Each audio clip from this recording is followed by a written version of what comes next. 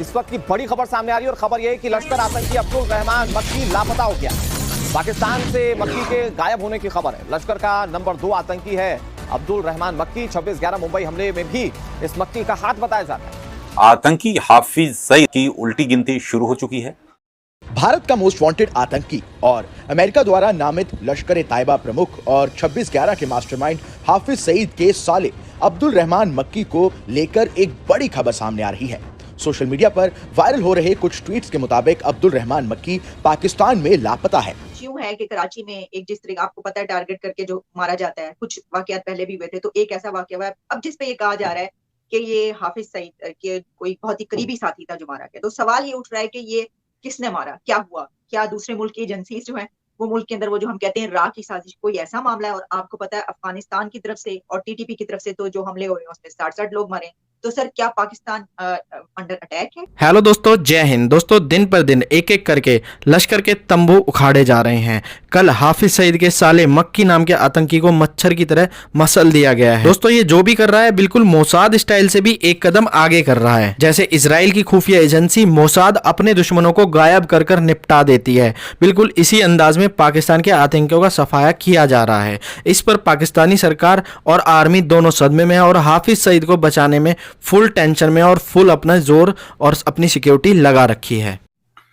देखिए अगले दिन जो 2 अटैक हुए हैं खासकर ईद मिलादुन नबी के ऊपर, उसके अगर देखा जाए तो उसने तो पाकिस्तान को झंझोड़ के रख दिया है। एक दिन में 2-2 3-3 अटैक हो रहे हैं और फिर उसके बाद कई चीजें, मैं खासकर इसको मैं किसी और चीज के साथ रिलेट करने की कोशिश करूंगा, क्योंकि ये जो कराची के अंदर जो मर्डर की हम बात कर रहे हैं वो कुछ हफ्ते पहले, महीना, कुछ मेरा ख्याल है कुछ महीना पहले की बात है वो। और उसकी जब बात की जा रही है तो लोग बात करते हैं कि ना सिर्फ वो बल्कि एक और मर्डर लाहौर के अंदर भी हुआ था, उसके बारे में भी समहाउ लोग ये समझ रहे हैं कि शायद ये भारतीय एजेंसी जो है इसके पीछे इन्वॉल्व है। जो एक सरदार साहब मर्डर हुए हैं लाहौर के अंदर, उनके बारे में भी, और खासकर ये जो आप जिसकी बात कर रहे हैं जो हाफिज सईद साहब के साथ जो मुंबई अटैक में जो इन्वॉल्व थे, इनकी इन्वॉल्वमेंट थी, उसके बारे में लोग राह की बातें कर रहे हैं। बल्कि मैं समझता हूँ ये बड़ी एक और इमेच्योर स्टेटमेंट है जो बलूचिस्तान के अंदर अटैक ईद मिलादुन नबी के हुआ है, उसके ऊपर भी हमारे जो इंटीरियर मिनिस्टर हैं उन्होंने फौरन उसका नाम राह के साथ अटैच कर दिया है। पहले दिन खबरों में आ रहा था शायद कि टीटीपी एक इसमें इन्वॉल्व है, लेकिन टीटीपी ने जब उसको डिनाई किया या उसके बारे में कुछ स्टेटमेंट दी, फिर आईएसके के बारे में सोचना शुरू कर दिया। फिर वहां से भी जब बात नहीं बनी तो उन्होंने जब राह के जिम्मे लगा दिया। मैं समझता हूँ ये किसी चीज से जान छुड़ानी हो तो ये सबसे आसान तरीका है कि राह का कह दिया तो बात खत्म हो गई। लेकिन जो मैं समझ रहा हूँ, जो इस चीजों में तेजी आ रही है, खासकर इस चीज को, इसको सीरियस लिया गया, इसके बारे में मीटिंग्स हुई, बड़ी एक स्ट्रॉन्ग स्टेटमेंट दी गई। आज भी बड़ी स्ट्रॉन्ग स्टेटमेंट थी, इंटीरियर मिनिस्टर ने भी दी, और अफगानिस्तान को भी मैसेज भेजा गया और उसके रिजल्ट में उन्होंने कुछ 100 लोगों के करीब उनको अरेस्ट भी किया है।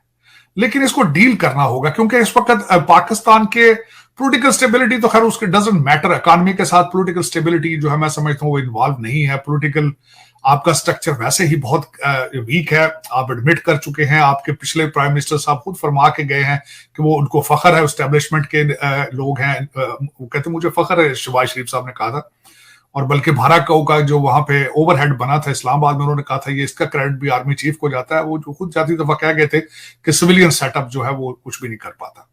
लेकिन इस वक्त जो अगर देखा जाए तो आसिम मुनीर डॉक्टरन तो जो है वो बेसिकली फोकस ऑन इकॉनमी को आप किस तरह ठीक कर सकेंगे जब अगर वहां पे इस तरह जो है वो स्विस हमर अटैक कर रहे हैं। सऊदी इन्वेस्टमेंट किस तरह आएगी, यूएई की इन्वेस्टमेंट किस तरह आएगी, सीपैक आगे किस तरह बढ़ेगा, ये सारी चीजें इस contingent upon your peace of law and order of the Pakistan.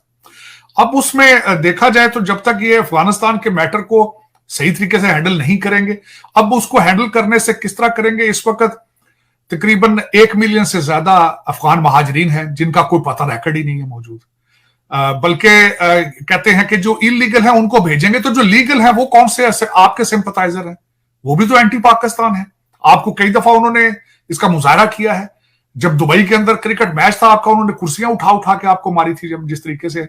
और मैं हमेशा ये कहता हूं, जो सेंटीमेंट अगर पढ़े देखे जाए तो अफगानी जो है वो आपसे उतनी नफरत करते हैं जितनी बंगाली नफरत करते हैं। तो उस एलिमेंट को जब तक आप साफ नहीं करेंगे, अफगानिस्तान को एक स्ट्रॉन्ग सिग्नल नहीं देंगे कि इट्स कंप्लीटली अनएक्सेप्टेबल, तब तक आप आगे नहीं बढ़ पाएंगे। अब इस वक्त जिस तरह मैंने आज फिर कुछ इस तरह के हादसात हो रहे हैं उस रीजन में, पहले आपने देखा होगा कि मौलाना फजलुर रहमान साहब के एक जलसे के अंदर भी बहुत बड़ा अटैक हुआ था।